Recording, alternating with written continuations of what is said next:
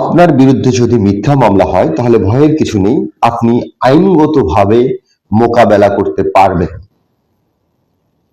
মিথ্যা মামলা বা আইনগতভাবে যে মোকাবেলার বিষয়টি, এটা দ্রুত এবং যথাযথভাবে পদক্ষেপ গ্রহণ করলে আপনি দুভাবে এর প্রতিকার পেতে পারেন।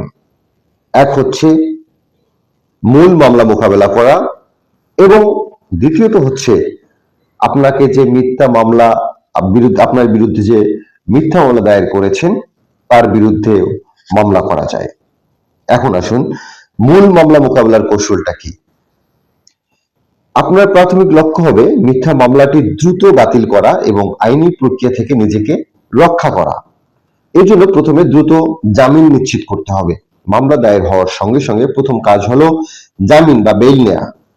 মামলা জামিনযোগ্য হলে আদালত থেকে জামিন পাওয়া যায়। এছাড়াও গুরুতর বা অজামিনযোগ্য মামলা হলে দায়রা জাজ কোর্টে আবেদন করতে হবে। এছাড়াও অনেক ক্ষেত্রে বা বিশেষ ক্ষেত্রে হাইকোর্ট বিভাগ থেকে অগ্রিম জামিন, অ্যান্টিসিপেটরি বেইল যেটা বলি আমরা, এটা নেওয়া যায় গ্রেপ্তার এড়ানোর জন্য। আরেকটা হচ্ছে তদন্ত পর্যায়ে যে বিষয়টা, যদি মামলাটি পুলিশ বা পিবি বা অন্য কোনো সংস্থা, তদন্তকারী কর্মকর্তা, ইনভেস্টিগেটিং যে অফিসার রয়েছেন, তা আপনার যে আপনি যে নির্দোষ, আপনার পক্ষে সমস্ত প্রমাণ দালিলিক এবং মৌখিক দ্রুত জমা দেবেন এবং তদন্তকারী কর্মকর্তার কাছে স্পষ্টভাবে তুলে ধরুন যে মামলাটি মিথ্যা এবং প্রতিহিংসামূলক। এরপর মামলা বাতিলেরও আবেদন করা যায় কোয়াশিং দ্য প্রসিডিংস করে।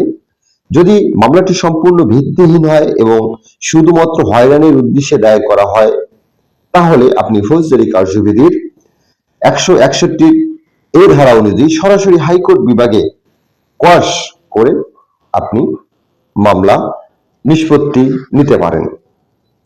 এছাড়াও ট্রায়াল পর্যায়ে মোকাবেলা, যদি মামলাটি ট্রায়াল পর্যায়ে গড়ায় তবে আপনার আইনজীবীর মাধ্যমে যে পদক্ষেপগুলো গ্রহণ করবেন, প্রথমে হচ্ছে জেরা বা ক্রস এক্সামিনেশন।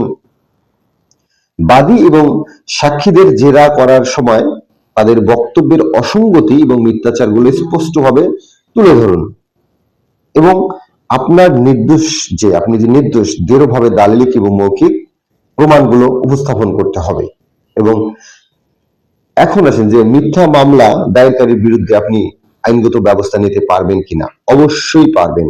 মামলাটি মোকাবিলা করার পাশাপাশি মিথ্যা মামলা দায়েরকারীকে শাস্তি দিতে আপনি আইনি পদক্ষেপ গ্রহণ করতে পারেন। এখানে আপনি ফৌজদারি মামলা দায়ের করতে পারেন।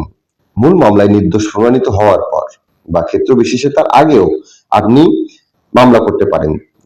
যেমন 211 ধারায় স্পষ্টভাবে আইনে বলা আছে, ক্ষতির উদ্দেশ্যে মিথ্যা অভিযোগ দায়ের, এখানে যিনি মামলা করবেন তার শাস্তি 2 বছর পর্যন্ত এবং অর্থদণ্ড হতে পারে। এবং গুরুতর অভিযোগের ক্ষেত্রে এটা হচ্ছে 7 বছর পর্যন্ত, যিনি মিথ্যা মামলা দায়ের করেন তার বিরুদ্ধে 7 বছর পর্যন্ত কারাদণ্ডের বিধান রয়েছে।